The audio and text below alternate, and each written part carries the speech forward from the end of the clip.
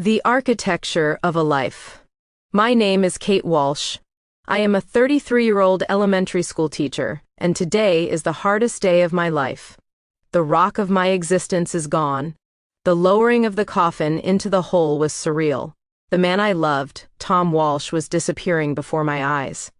My friends and what was left of my family had come to offer support to me and my 7-year-old daughter, Stella. David and Eleanor, Tom's parents, were there too, not to comfort us but to make an appearance. Even after the terrible screaming match that had caused Tom to be permanently cut out of their lives, they couldn't be bothered to look at their only grandchild. David Walsh ran Walsh Investments, one of the top firms in New York. His plan was for Tom to take over the family business, but his son didn't have the stomach for high finance. Rather than become the incompetent Nepo baby who would sink his father's company, Tom followed his passion and became a general contractor. He had been the man my parents hired to put an addition on their house while I was home after my freshman year of college. We hit it off right away. He was 5 years older than me, but his sense of humor was exactly my style. He found absurd humor in everything and never took himself too seriously. When I was 25, we married on a crisp October afternoon, years before the colors of the world turned muted.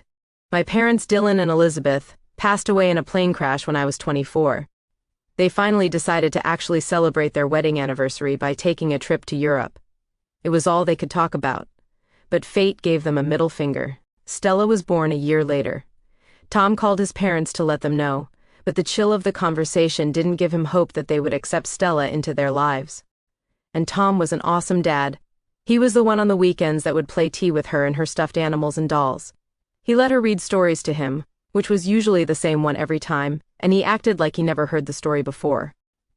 "She's going to be a teacher one day, just like you. I can feel it." Tom kissed me after his prediction. But when Tom turned 35, he started feeling exhausted, and the feeling didn't go away. He went to the doctor, who sent him for a series of tests. Stage 4 cancer. Years of working around insulation had condemned him. He held on for another 3 years, but when the end was close, he refused to go to hospice because he didn't want to leave me. He passed peacefully after the doctor came and gave him a final injection of morphine.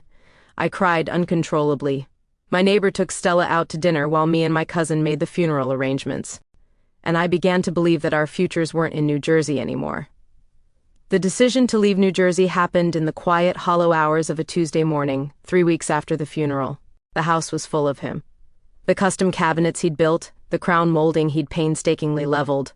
But the shadow of the Walsh name loomed too large. Every time a Walsh Investments commercial aired or a black SUV slowed down near our driveway, my heart would seize. "Pack your favorite book, Stella," I told her. "We're going to find a place where the horizon is a little wider." We moved to a small district outside of Columbus, Ohio. I took a third-grade teaching position, traded skyscrapers for rolling fields, and waited for the air to feel less heavy. I met Rick Miller during parent-teacher conferences in late October. He walked into my classroom straight from his garage, wearing a canvas jacket and boots that had seen better days. He was a single father to Leo, a quiet boy who drew elaborate bridges in the margins of his notebooks. "Sorry I'm late," Rick said, his voice raspy with exhaustion, his eyes heavy with something that I recognized as pain. The truck decided today was the day to have a personality crisis.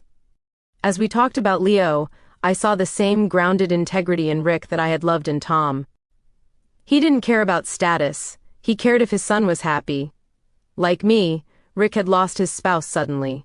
But unlike me, he had a village. His parents, Martha and Jacob, the local postman, stepped in to handle the laundry and the dinners so Rick could focus on being a dad and keeping his shop afloat. Once our conversation about Leo was over, we just sat quietly. "Forgive me, but may I ask you a question?" I look at Rick, making sure that I had his permission. "Sure, go ahead." "Do you still talk to her? Because I still talk to my husband when I start to feel overwhelmed." My question caught Rick off guard. "You're a widow?" I answer quietly. "Yes. 5 months ago, cancer took my husband. Cancer took Sarah. Aggressive ovarian cancer. She was gone before we could prepare ourselves." Tears formed in Rick's eyes. Tom struggled for 3 years before he left us. The pain never goes away, does it? My question let Rick know that I understood exactly what he was going through, because I was still going through it myself. Did your family help you afterwards? Rick asked, more to make sure that I had support. No, my parents died when I was 24, and Tom's family disowned him because he didn't want to follow in the family business. His family owns Walsh Investments. His father wanted to groom him for succession, but Tom knew that if he took over, the company would sink, so he stepped away so the business could thrive. His family took that as he turned his back on them, and they responded in kind. They have only met Stella once.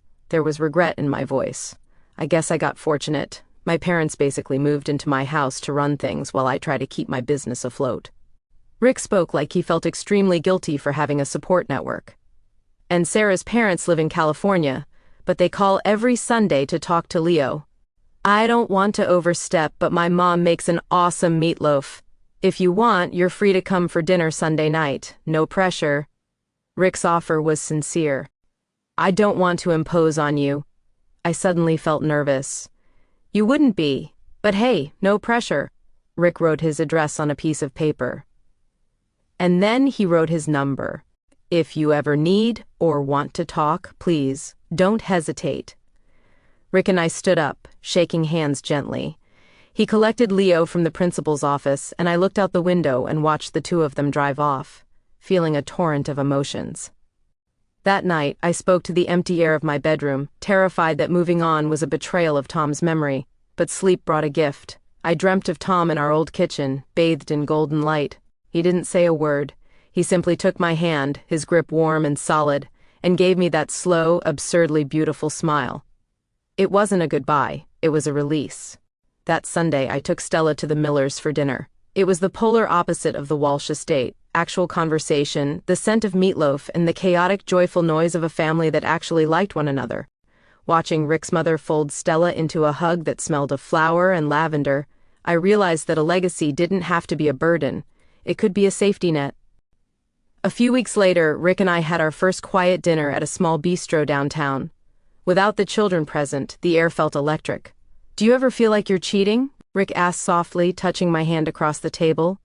Like enjoying a quiet meal is taking something away from him? I used to, I admitted, but Tom built houses for people to live in. He wouldn't want me living in a ruin. The relationship that started off tentatively and unsure slowly took root. We had each other over for dinner. It was the middle of the following January when the peace we found was interrupted by a letter on heavy, embossed stationery. David Walsh was dying of stage 4 pancreatic cancer. The tycoon was facing a void he couldn't fill with capital. Rick volunteered to drive us back to New York. He didn't tell me what to do, he just stayed by my side, a steady presence in the face of the fortress. In the Walsh penthouse, David sat brittle and small in his wing chair. He struggled to find the words, a rare failure for a man of his stature. I told Tom he was a coward for leaving, David rasped, his eyes welling with tears. But he wasn't afraid of the work. He was afraid of failing the people who depended on him. He knew his heart better than I did. I took my anger out on a child because I couldn't control her father. I looked at him and felt only pity. You missed the best part of his life because you were looking at a spreadsheet, I said gently. As I left the library, Eleanor Walsh followed me. The polished socialite mask had finally cracked. You did what I never had the courage to do, Kate, she whispered. You left the fortress. I used to think you took him away, but now I see you were the only one who actually knew him. I don't want Stella to grow up without a grandmother, I told her. But if you come to Ohio, you come as Eleanor, not as Walsh Investments. 1 year later, the Ohio sun was warm on my back. My backyard was full of the people I loved. Rick was at the grill, and Stella was chasing a dog through the sprinklers. And there, in a mismatched lawn chair next to Martha Miller, sat Eleanor. She was laughing, finally learning how to invest in things that actually grow. I leaned back against Rick, feeling his arm wrap around my waist. The shadows were gone. We weren't just surviving, we were home. And 6 months later, Rick and I were married. I know Tom would approve of him.